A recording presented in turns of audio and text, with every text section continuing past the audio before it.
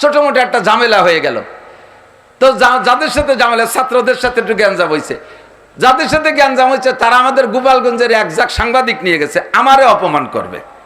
মৌলানা নাসির সাহেবের মাদ্রাসা ইউটিউব টেলিভিশনে নাকি দিয়ে দিয়েছে, আমি তো দেইনি। মৌলানা নাসির সাহেবের মাদ্রাসা এই হয়েছে ভূমিদস্যু, এটা ওটা সেটা কয়ে কয়ে লিখবে। এখন এই খবর পাইয়া আমি একটু লজ্জা পাইয়া সাংবাদিকরে বললাম যে ভাই তুমি করো না। তো ওই সাংবাদিক বলে হুজুর আমিও করবো না, আজাদ 2 টাকা দিয়েন। আমি তো ঘুষ দিয়ে মিথ্যে সংবাদ ঠেকাবো না। এই ঠেকানোর জন্য আমার মোহাব্বতের সাংবাদিক যারা আছে তাকে লাগালাম যে তোরা একটু ঠেকাই দে। ওরা ঠেকাই দিয়েছে আমাকে, আমার কাছে হুজুর আপনি 4000 টাকা দেন। ঠেকাই দিছি 4000 টাকা দেন। আমি তো চালাই দিতেই তো লাগছিল 2টা, ঠেকাতে 4000। তাজা খাওয়া মিথ্যে কথা। সেই মামলা গেছে কোর্টে, ম্যাজিস্ট্রেট কোর্টে। ম্যাজিস্ট্রেট সাহেব বাদীরে ধমক দিয়ে কেস জায়গায় খারিজ করে বাড়ি বেটা দেবে। কেস করতে জায়গা পাও না। ম্যাজিস্ট্রেটের বাদীর সামনে আমরাও বসা, আমারে কাঠগড়ায় দাঁড়াইতে দেয় নেই। ম্যাজিস্ট্রেট সাহেব দেখতে, বাদীও দেখতেছে। আমার আগে 2-3 সিরিয়াল আসামি, এক আসামি কোর্টে কাঠগড়ায় দাঁড়ানো। সব উকিলরা, আমার পক্ষে কোনো পয়সা দেওয়া উকিল না, উকিল গেছে 30 জন ফাও মোহাব্বতে। এখন ম্যাজিস্ট্রেট সাহেব ওই এক আসামি যেটা কাঠগড়ায় দাঁড়ানো, ওরে ও যেন কি করলো, ওর যেন কি কি করলো। এরপরে ম্যাজিস্ট্রেট সাহেব তোর বিচার আমি করবো না, তোর বিচার করবে আমার হুজুর। আমার কাছে পাঠাই দিয়েছে। এখন আমার বাদী চাই রয়েছে আল্লাহ, যারে আমি আসামি বানাই নিয়েছি তারে দি ম্যাজিস্ট্রেট বিচারক বানাই দিল। আমি ডাইয়ে করলাম যে তোর কি কেস কয় যে হুজুর আমার ওই নিশার কেসে দেশে। তাই তবার যার কোনোদিন নিশা খাবি না, এনতে যাইয়ে 3 চিল্লে যাবি। কয় জি হুজুর যাবো। সে সবাই সামনে ওয়াদা করাইয়া 3 চিল্লের স্বীকার করাইয়া তারপর স্যার ওরে ছাড়িয়ে দেওয়া যায়, ও 3 চিল্লার স্বীকার করছে। সেটা যাতায় তার তোর কেস খারিজ। সাংবাদিককে জ্বালায় আমি মহাবিপদে পড়ে যাই। সারা দুনিয়ায় বর্তমানে নগদে তাজা মিথ্যে কথা এ দল ও দলের কাছে বানায় বলে। দেশে বসে এক দল, বিদেশে বসে আর এক দল সাংবাদিকগিরি করে, দেশের ভালো ভালো মানুষকে কালারিং করে। তোমার বিচার জাহান্নামের ভিতরে, লেগামের ভিতরে ছুরি ঢুকাই দিয়ে কান পর্যন্ত এবাস ফেরিয়ে ওপাস, ওবাস ফেরিয়ে পাস, এভাবে চলতে তালে থাকবে। এক শ্রেণী মানুষের মাথার কাছে বৈশা ফেরেশতারা আগুনের গুর্জু দিয়ে, পাথরের গুর্জু দিয়ে পিটাইয়া মাথা চুরচুর করে ফেলতেছেন। নবী পাক জিজ্ঞেস করলেন জিবরাইল এরা কারা, এদের কি অপরাধের কারণে এই বিচার হচ্ছে? জিবরাইল বললেন ওগো নবী এরা আপনার উম্মতের মুসলমান উম্মত, এরা বেনামাজি ছিল, নামাজ না পড়ার কারণে লক্ষ লক্ষ কোটি কোটি বছর একাক ওয়াক্ত নামাজের কারণে থাকবে, পড়বে আগুনের ভিতরে, আর মাথার সাথে আচরণ করা হবে 200 কোটি। খেয়াল করে না, এক ওয়াক্ত নামাজের কারণে এই 14 মনে গুরজুদে মাথায় পিটাই পিটাই গুঁড়ো গুঁড়ো করা হবে। এক ওয়াক্ত নামাজের জন্য 200 কোটি, আরো 30 কোটি, আরো 40 লক্ষ বছর, 230 কোটি 40 লক্ষ বছর এক ওয়াক্ত নামাজের কারণে মাথাকে গুঁড়ো গুঁড়ো করা হবে। একদিকে আগুনের ভিতরে আযাবে আজিম, 2 নম্বরে আযাবে আলিম, এভাবে মাথা গুঁড়ো গুঁড়ো করে ফেলানো হবে। একটু আগায় গিয়ে দেখে এক শ্রেণীর মানুষ, তাদের চেহারা বান্দর আর শূকরের মতো হয়ে আছে, আগুনের ভিতরে পড়তে আছে আযাবুন আজিমের মধ্যে, আবার চেহারা হয়ে গেছে শুয়োরের মতো আর বান্দরের মতো। নবী পাক বলেন জিবরাইল এদের কি শান ফামাশানুহুম মা বালুহুম, কোন কারণে তাদেরকে এই সাজা দেয়া হচ্ছে? জিবরাইল বললেন হুজুর আপনার উম্মতের মধ্যে এক শ্রেণীর উম্মত ইমসাকু কওমুম মিন হাযিহিল উম্মতি ফি আখিরিজ জামান কিরাদাতা ওয়া খানাজির, আপনারই উম্মত কলেমা পড়া উম্মত, এক শ্রেণীর মানুষ কিয়ামতের ময়দানে তারা জাহান্নামে যাবে বানর আর শূকরের রূপ নিয়া। হাদিসটার শানে উরুদ এরকম, নবী পাক সাহাবায়ে কিরামদেরকে নিয়া পাহাড়ের পাদদেশে আসরের পরে বৈশা কিছু আলোচনা করতেছেন, দ্বীনি আলোচনা। নবী পাক বয়ান করতেছেন, ইতিমধ্যে জিবরিল আলাইহিস সালাম আসছে মানুষের রূপ ধারণ করে। আমার প্রাণপ্রিয় বন্ধু যুবকরা একটু লক্ষ্য করে শোনো, কান খাড়া করো। আল্লাহে আমি মিথ্যা কথা বলছি না।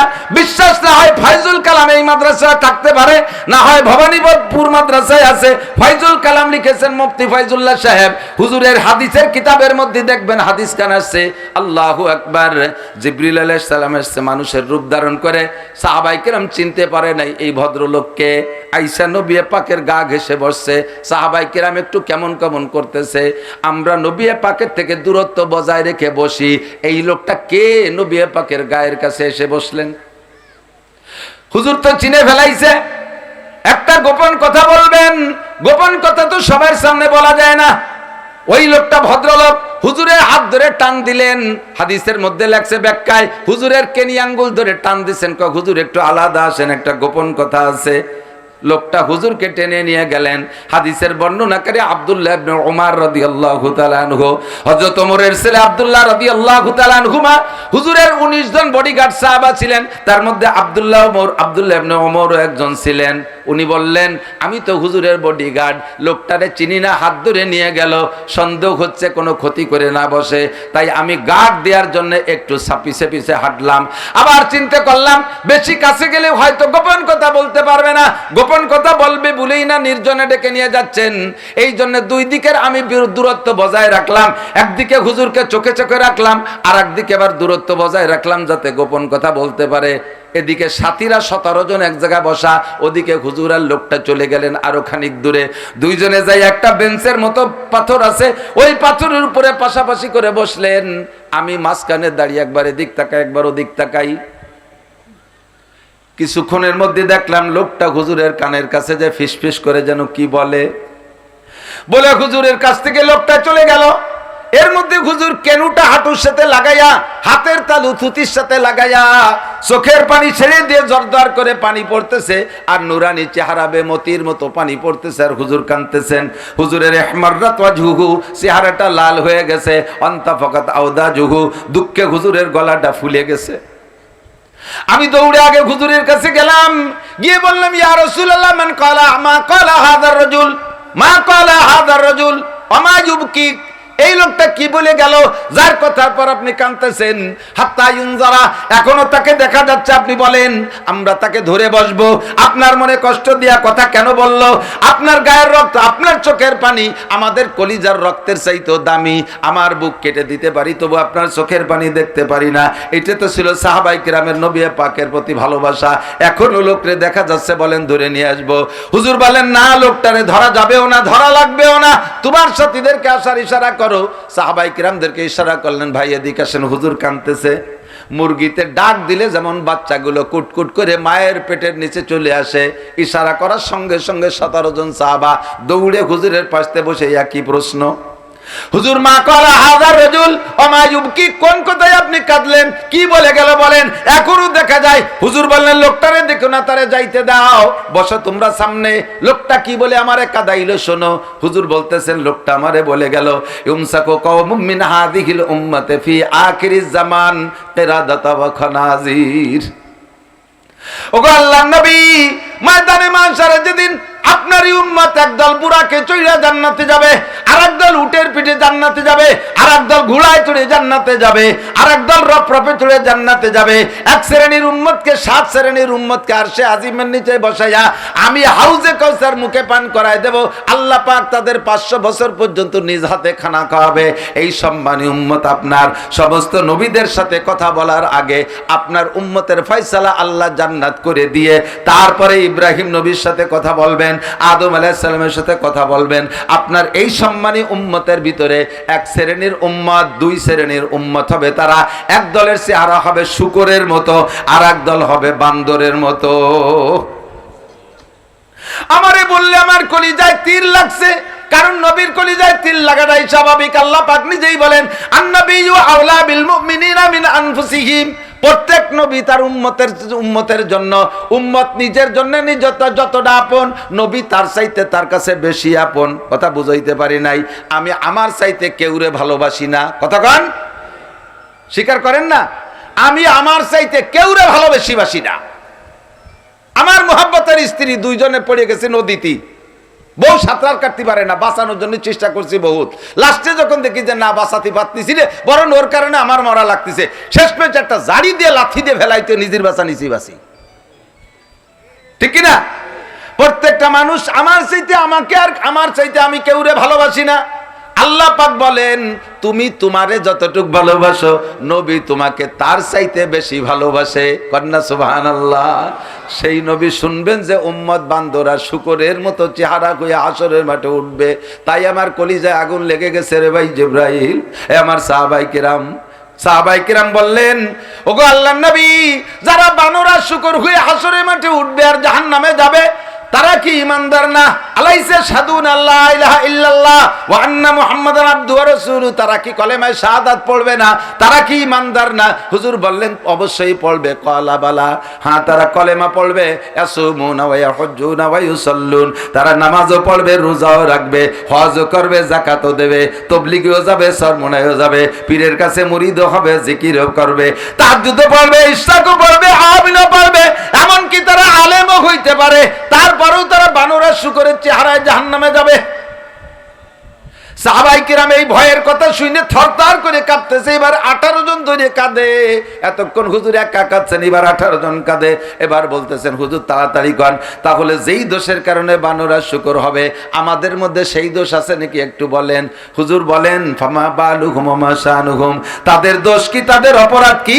আল্লাহর নবী বলেন তাদের অপরাধ জিবরাইল, ওই লোকটা আমারে বলে গেছে, যিনি বলে গেলেন উনি হলেন জিবরাইল আলাইহিস সালাম। ওনারে ধরা ছোঁয়ার বাইরে ধরা যাবে না, মারতে পারবে না। উনি বলে গেছে আল্লাহর পক্ষ থেকে যেই লোকগুলো বানরা শুকর হয়ে উঠবে, এই লোকগুলো কলেমা পড়া নামাজি মুসলমান আমার উম্মত, তাদের দোষ হলো ইত্তাখাযুল মাআজিফ ওয়াল কায়নাত। ইত্তাখাযুল মাআজিফ ওয়াল কায়নাত, তারা গান বাজনার বাদ্যযন্ত্রের আসক্ত হবে। মুসলমানের সন্তান হইয়া বিয়ের অনুষ্ঠানে বক্স বাজায়, ডেক্স বাজায়, ডিজে বাজায়, আছে না নাই? জোর হলো না? সত্যি বলেন, আছে না নাই? ও মুসলমান যুবক, যদি তুমি খোদার কসম, যদি তুমি যুবক হও তাহলে আবার বান্দর। আর এই কাজের সাথে যদি মুরব্বীরা হন, বুড়োরা হবে শুয়োর, বুড়ো শুয়োর, দাঁতাইলে শুয়োর।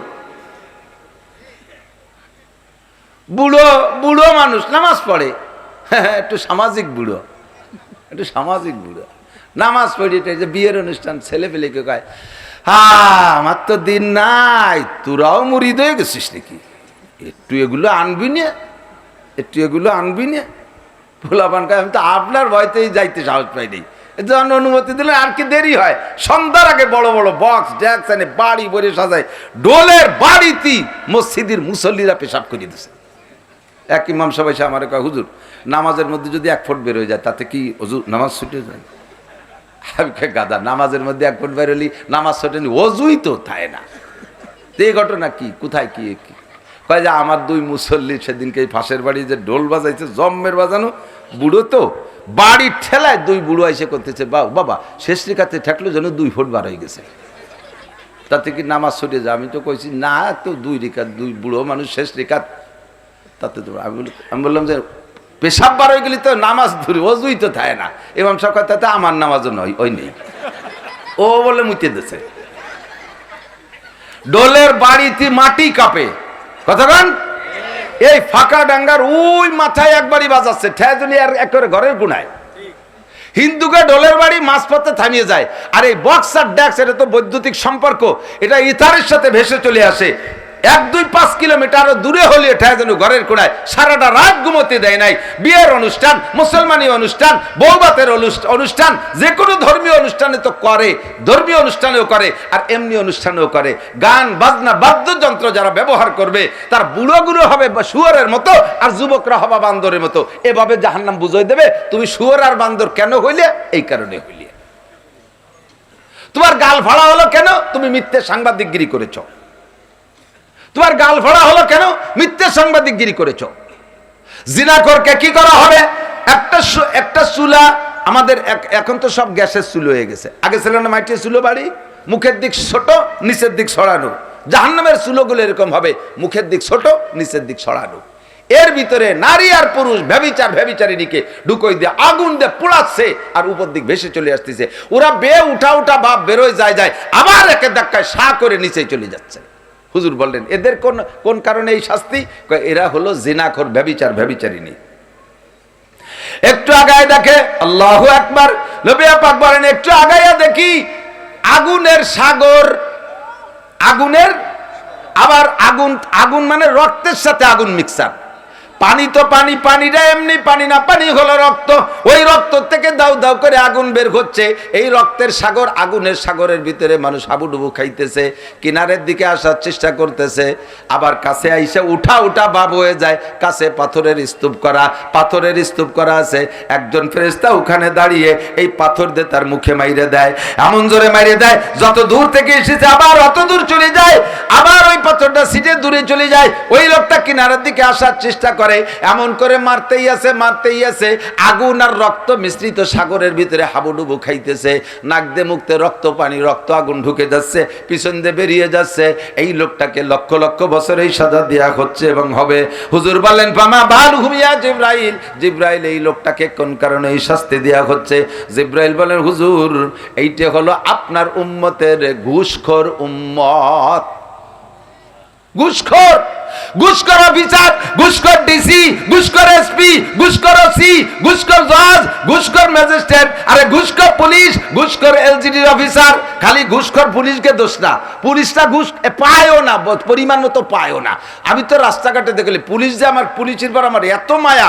রাত দুপুরবেলা, রাত 1টা 2টে 3টের সময় ফাঁকা ফাঁকা, বড় ফাঁকা, ডাকাতির ফাঁকা, প্রচন্ড ডাকাতির এলাকা, পুলিশরা কয়েকবার গুলি করে মারছে। এই সব জায়গাতে মাঝে মাঝে আশা পড়ে, কঠিন কুয়াশার ভিতরে টির করে কাঁপতেছে আগুন জ্বালাইয়া। দেখে খুব মায়া লাগে, দেখে খুব মায়া লাগে। গাড়ি থামাইয়া কাছে কিছু খাবার থাকলি দিয়ে আসি।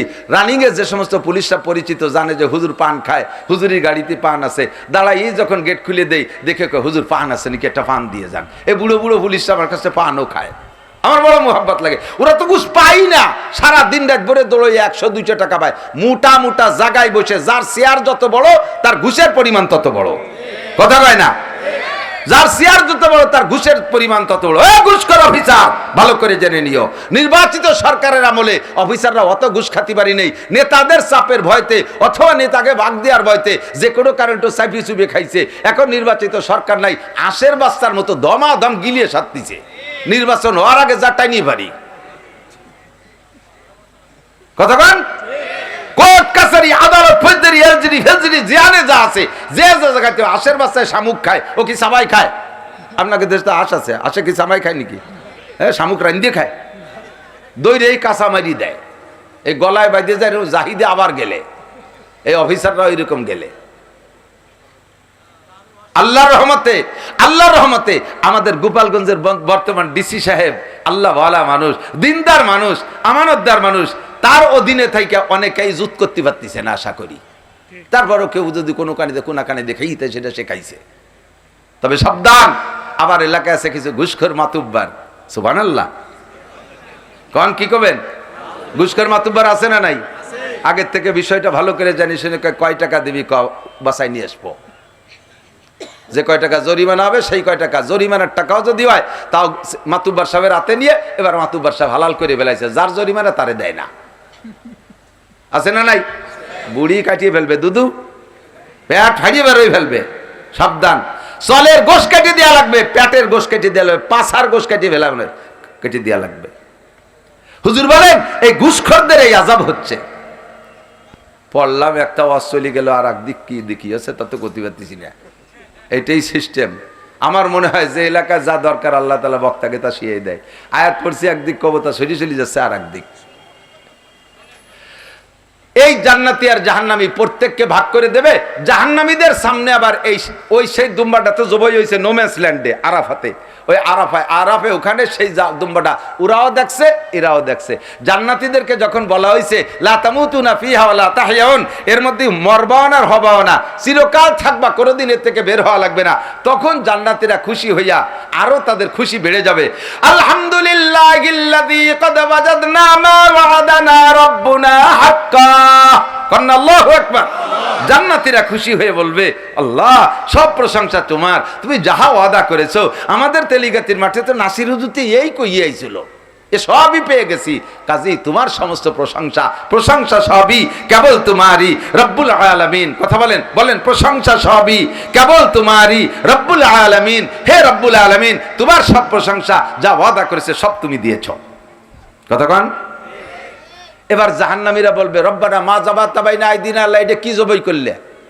খাচ্ছি তো কত কি, গুমুত তো কম পাচ্ছি না এর মধ্যে, ফিরে আবার এটা কি জবাই করলে, এই খাওয়াবা নাকি? আল্লাহ কয় না, খাওয়াবো না, এটা হলো মরণকে জবাই করে দিছি। এর অর্থ কি? আল্লাহ কয় লা তামুতুনা ফিহা ওয়া লা তাহইয়াউন ফি নারি জাহান্নামা খালিদিনা ফিহা। যুবক, ফি নারি জাহান্নামা খালিদিনা ফিহা আবাদা। পাগলামি করিস না, শয়তানি করিস না। কোরআনের আয়াত পড়ে ওয়াজ করি, কোরআনের আয়াতের ভিতরে যেমন সন্দেহ নাই, আমার তরজমার মধ্যে সন্দেহ নাই। উলামায়ে হক্কানি পিছনে বসা, মিথ্যে কথা বললে আমাকে গলা ধাক্কায় নামায় দেবে। ফি নারি জাহান্নামা খালিদিনা ফিহা আবাদা। যদি আল্লাহকে ভয় করো, আখিরাতকে বিশ্বাস করো, কথাকে বিশ্বাস করো, জাহান্নামীদেরকে বলা হবে এর মধ্যে আর মরবাও না, এর মধ্যে আর অবাও না। তার মানে ওয়া মরা নাই। এই যে আসছো তো আসছই, কতদিন থাকবো? কয় লা তামুতুনা ফিহা ওয়া লা তাহইয়াউন। কতদিন থাকবা? আল্লাহু আকবার। ওয়ামাল হায়াতুদ দুনিয়া ইল্লা কালিল ওয়া ইন্নাদ দারাল আখিরাতা লাহিয়াল হায়াওয়ান। আরে দুনিয়ায় ছিলে তো কয়দিন, তো মরণের জগৎ। দুনিয়া তো মরণের জগৎ, আর হায়াতের জগৎ এইটা। লক্ষ লক্ষ কোটি কোটি কোটি কোটি কোটি জীবন ভরে কোটি কোটি কোটি তোর হাঁটুর কোটি গুলি যাবে, তবুও কোটি শেষ হবে না, এত বছরের মধ্যে থাকতে হবে। তখন চিল্লে পাল্লা আরো বাড়িয়ে যাবে। খেয়াল, তখন চিল্লে পাল্লা আরো বাড়িয়ে যাবে। যখন শুনছে যে ধরেন এই যে জেল খাটছে, জেলে যারা যায়, আমাকে আমলিগির থেকে যারা গেছে, এরাও মনে মনে অপেক্ষা করতেছে আল্লাহ নির্বাচন একটা হোক, দিন নির্বাচিত সরকার আসলে যে কোনোভাবে আত্মীয় স্বজন দৈরি টৈরি একটা কায়দা হবে। নির্বাচন দেয় না কে? নির্বাচন হলে একটা ব্যবস্থা হবে। তো জাহান্নামের মধ্যে তো ওইরকম নাই যে আল্লাহ এর মধ্যে কতদিন থাকবে, একটা নির্বাচন দাও, নির্বাচন হলে তুমি ঠকে গেলি, এবার আমাকে দলের আল্লাহ এসে গেলি, তারে ঘুষ মুষ দিয়ে বার হয়ে চলে যাবো। এরম আছে নাকি ওর মধ্যে? যখন শুনবে যে এর মধ্যে তার বেরোনো নাই, চিৎকার মেরে বলতে থাকবে কি জানেন? রব্বানা আখরিজনা মিনহা ফাইন উদনা ফাইন্না যালিমুন। আল্লাহ আরেকটা বার বের করে দাও, অনলি একবার, একটা সুযোগ দাও। রব্বানা আখরিজনা মিনহা, একটা বার বের করে দাও। ফাইন উদনা, যদি আবার এই অন্যায় করি, ফাইন্না যালিমুন, সেই সময় তুমি জালেম সাব্যস্ত করে যে বিচার করবা, একটা কথাও বলবো না, একটা বার বের করে দাও। 70 লক্ষ বছর এই কথা বলবেন। কয় বছর?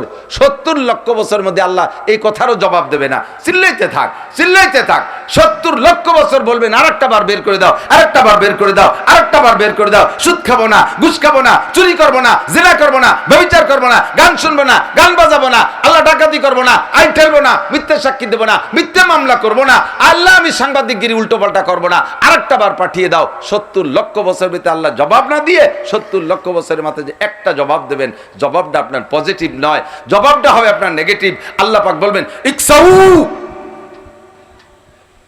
আল্লাহ কত বড় মনে আছে? ওই চেয়ারের মালিক, সে যদি মুখ দেই বলে ইকসাউ, তাহলে এইরকম কোটি কোটি মাইকের চাইতে আওয়াজ বেশি হবে না? ইকসাউ ফিহা ওয়া লা তুকাল্লিমুন, পড়ে থাক, আমার সাথে কোনো কথা হবে না, আমার সাথে, বিশেষ করে আমার সাথে কথা হবে না। আল্লাহ যদি কে আমার সাথে কথা হবে না, তাহলে কোন ফেরেশতার সাথে কি গুজগুজ করার সুযোগ আছে? যাবেন কোথায়? ফাইনাল মাফার, যাবেন কোথায়? ফাইনাল মাফার। যুবক ভয় পা, বৃদ্ধ ভয় পান, বুড়োরা ভয় পান, সমসাথীরা ভয় পান, নারীরা ভয় পান। প্রত্যেকটা অন্যায়ের শাস্তি আপনাকে বুঝিয়ে দেওয়ার পরে এরপরে আপনি চিল্লাবেন আর বলবেন ইকসাউ ফিহা। আল্লাহ বলবেন আল্লাহ বের করে দাও, আল্লাহ জবাব দেয় ইকসাউ ফিহা ওয়া লা তুকাল্লিমুন। আবার চিল্লাবেন, আবার 70 লক্ষ বছর পরে আবার ওই একই জবাব আসবে, আমার সাথে কোনো কথা হবে না। এরপরে আল্লাহ খুঁটা দেবে, আলাম ইয়াতিকুম নাজির। লজ্জা হয় না গাদা? এ লজ্জা লাগে না? আলাম ইয়াতিকুম নাজির, তোদের কাছে কি ভীতি প্রদর্শক যায় নাই? উলামায়ে কিরাম কি কথাগুলো বলছিল না? আলাম ইয়াতিকুম নাজির। আল্লাহর সামনে ধরা পড়ে তার মিথ্যে কথা বলতে পারবেন না, স্বীকারই করবেন। আলু বালা কদ জাআনা নাযীর ফাকাযযাবনা ওয়া কুলনা মা নাযালাল্লাহু মিন শাই। রব্বানা গলাবাত আলাইনা শিকওয়াতুনা, রব্বানা গলাবাত আলাইনা শিকওয়াতুনা ওয়া কুননা কওমান দাল্লিন। আমাদের দুর্ভাগ্য কপাল পোড়া। সেদিন উলামায়ে কিরাম বয়ান করছে, হেসে খেলে উড়াই দিয়েছি, বিশ্বাস করি নাই, মনে করছি হুজুরদের মধ্যে আর আমাদের মধ্যে একটু দূরত্ব আছে, একটু দলীয় দ্বন্দ্ব আছে, এই সুযোগে হুজুররা মাইক পাই আমাদেরকে জাড়িয়ে দিয়েছে। আসলে আল্লাহ এগুলো কয় নাই, এগুলো সব মৌলবীকে বানানো কথা। আল্লাহ ফাত্তাখাযতুম ফাত্তাখাযতুমুহুম সিকরিয়ান, আল্লাহ তাআলা বলে ফাত্তাখাযতুমুহুম সিকরিয়ান হাত্তা আনসাকুম যিকরি ওয়া কুনতুম মিনহুম তাযহাকুন। তোমরা ঠাট্টার পাত্র বানাইছিলে উলামায়ে কেরামদেরকে, নবীদেরকে ব্যঙ্গ ঠাট্টা উপহাস করতে, আর এই সব কথাগুলোকে অস্বীকার করতে। কাজেই আজকে তোমাদেরকে আর শোনা হবে না তোমাদের কান্নাকাটি। ইকসাউ ফিহা ওয়া লা তুকাল্লিমুন। বাঁচার উপায় নাই দোস্ত, বাঁচার উপায় নাই। বাঁচার একমাত্র উপায়, আমার দিক তাকান, বাঁচার একমাত্র উপায়, একমাত্র উপায় বলবো বলবো আল্লাহ পাক বলেন ইদাফ লাহুল আযাবু ইয়াওমাল কিয়ামাতি ওয়া ইয়াকলুদ ফীহি মুহানা ইল্লা মান তাবা ওয়া আমানা ওয়া আমিলা আমালান সালিহা ফাউলাইকা ইউবাদদিলুল্লাহু সাইয়্যাতিহিম হাসানাত। আল্লাহু আকবার।